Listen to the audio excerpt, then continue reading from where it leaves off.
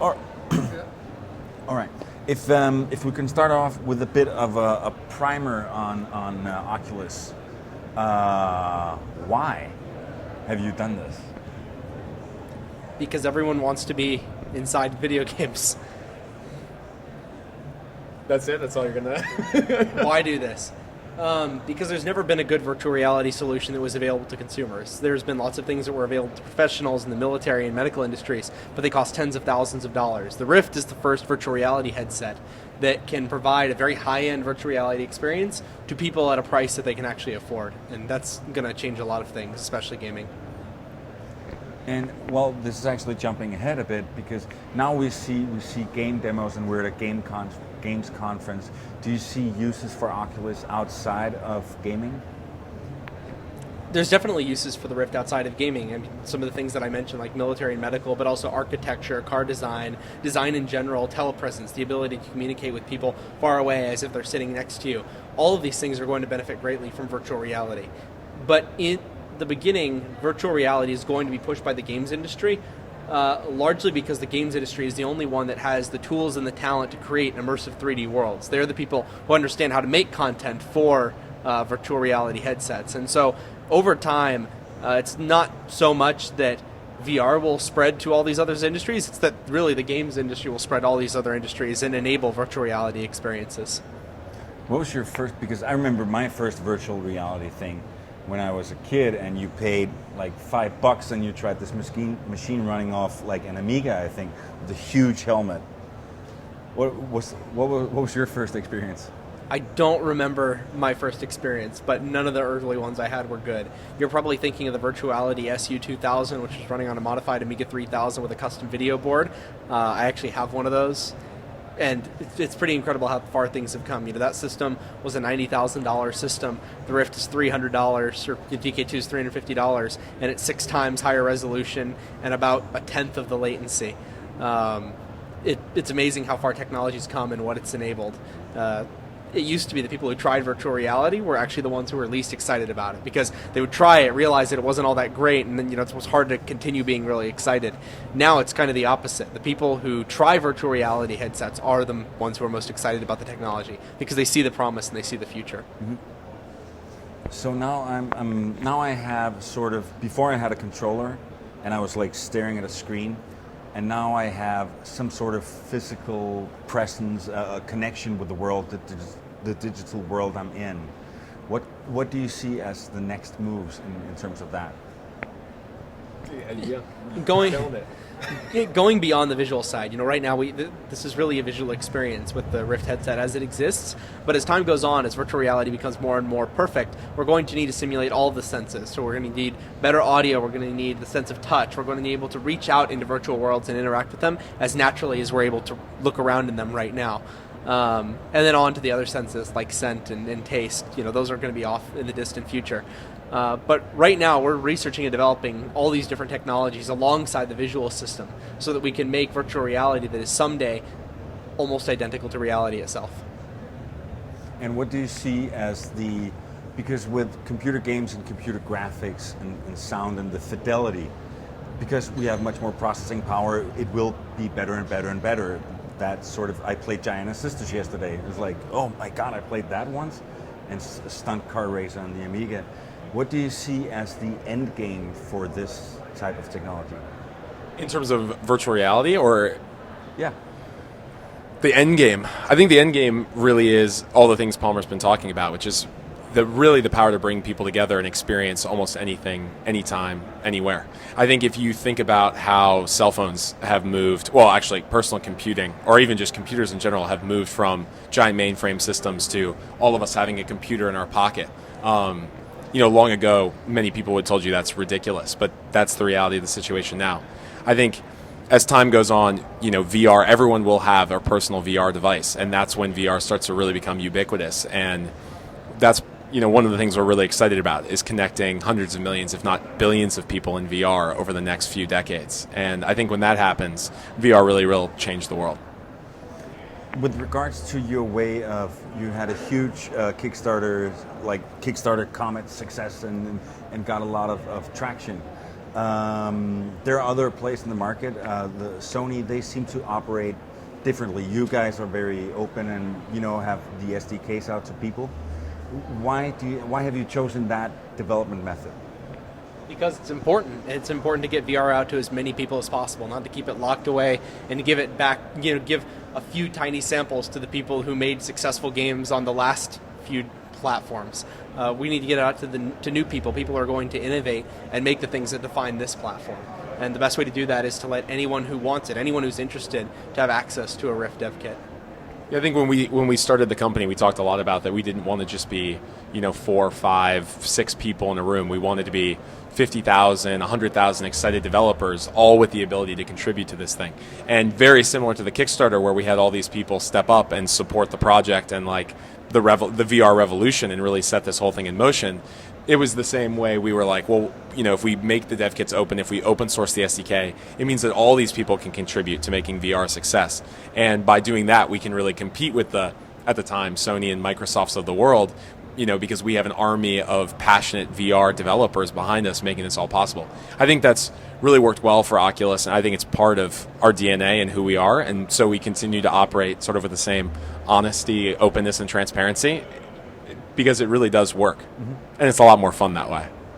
So right now your product or your development kit is like a screen that I put on my head and it talks to a computer and you have a camera watching my moves and stuff like that. Yesterday I tried a really like a poor man's Oculus, just a phone and 2 lenses, and put it on my head, and it gave a decent experience. Not comparable, but it was 3D and it was moving when I was moving. Where do you see the actual form factor of this moving? Smaller and smaller to the point where it's as inobtrusive as actual normal glasses. It's going to take a long time to get there, maybe decades. But specialized virtual reality and augmented reality hardware is going to be able to far surpass something, like slipping in a phone that wasn't optimized for virtual reality into something. With regards to the differences between the first version and now the DK2, can you elaborate a bit on some of the teachings or what you took away from the first one? I think we took a lot away from the first development kit. I wouldn't say all of it made it into the second development kit. There were some things with DK2 where we made compromises just to get it out as fast as possible, right? Because for us, the most important thing is that developers have the hardware in their hands. It's not that it's perfect. With DK1, there's challenges around weight. There were challenges around the ergonomics. We knew some of the obvious ones, like a lack of positional tracking is going to be a major problem and limit the types of games people can create. The low resolution display definitely takes away from the immersion of the experience. It's hard to feel like you're there when everything's pixelated. So some of those we tackled effectively, like raising the resolution, adding low persistence. Some of those we didn't tackle, like the weight and the ergonomics. I think overall it got slightly heavier. But we're going to fix all of that for the consumer version, and we're really committed to delivering the best consumer VR headset possible at the end of the day. DK2 is still just a step in the right direction. We were talking before, it's a significant leap over DK1, but the consumer V1 is going to be another significant leap forward. And I think people are going to be really excited when they see the final product. So in terms of this sort of strategy of launching, if you already knew before what you wanted to do in the next one, why would you launch the first one? Or the things that you already knew were not perfect? It goes back to what I said before, which is we really wanted to get it out to as many developers as fast as possible. I think with DK1, we actually didn't know everything. For example, low persistence was something that was a breakthrough that came, we had been working on very similar technology, but it was a breakthrough that came much afterward, much after launching the original dev kit. And I think in the same vein, like the SDK and some of the other projects, it worked well as we ramped the team and learned more from feedback from the community of developers on, hey, we need this, hey, this thing is missing. The positional tracking, for example, we hadn't even developed or researched enough to implement it into DK1. So all of that sort of came together in DK2. And I think even with the consumer V1, we're still learning from some of the feedback that we're getting right now on DK2 on how we need to make some major improvements to really get CV1 to be where we want it to be. And a lot of these improvements also were things we knew we needed, but the components were not available. So yes, we could have just waited another year for the components to become available, or we could get something out that at least was as good as possible at the time, knowing that later down the road we could use better technology. I think VR is going to move so fast. If you think about where we were 2 years ago at Gamescom, we were showing a duct tape prototype with a cell phone display from, 2 years? 2 years before that, several years before that, and an IMU that was basically off the shelf. Now you've got all this custom hardware that our talented hardware team back home has created. We're using display technology that's the latest and greatest out there. Obviously, with CV1, we want to make even more further improvements and do even more custom hardware to deliver really the best VR experience. But VR is moving so fast as an industry.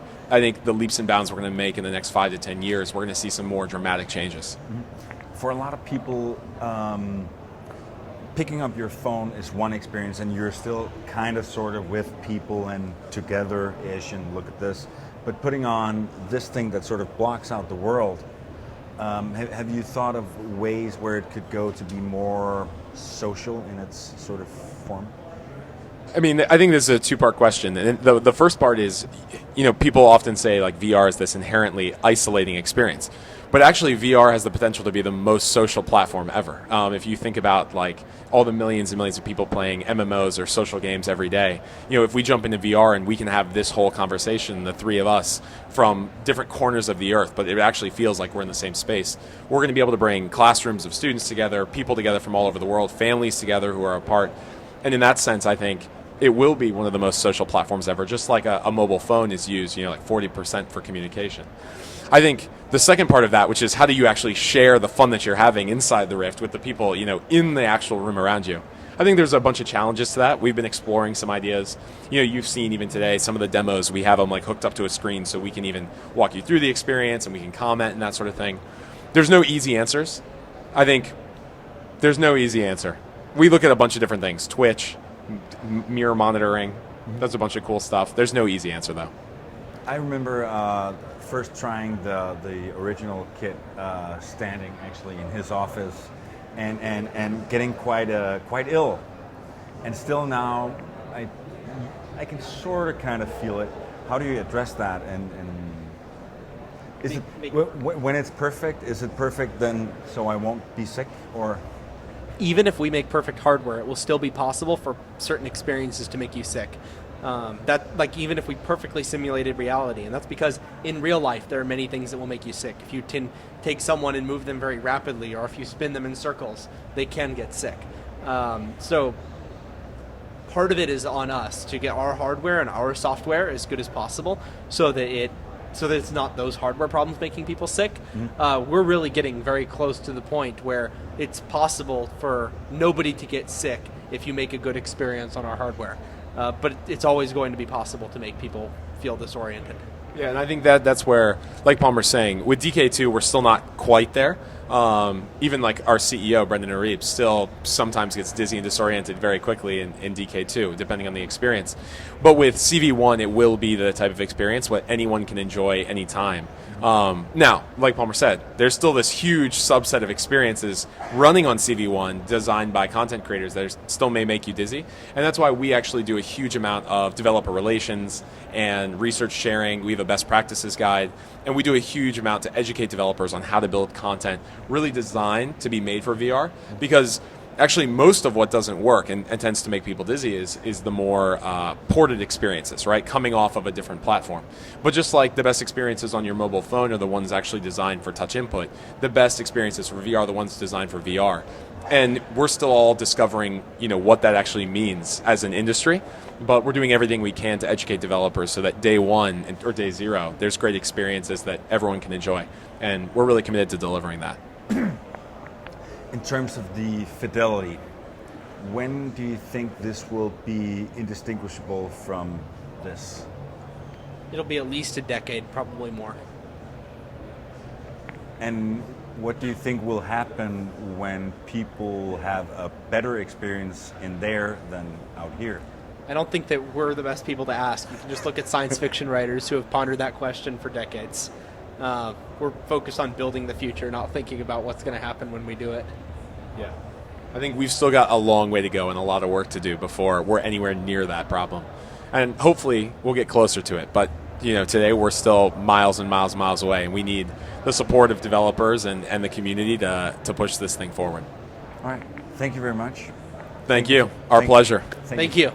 Thank you for your time, and keep up the good work. Excellent.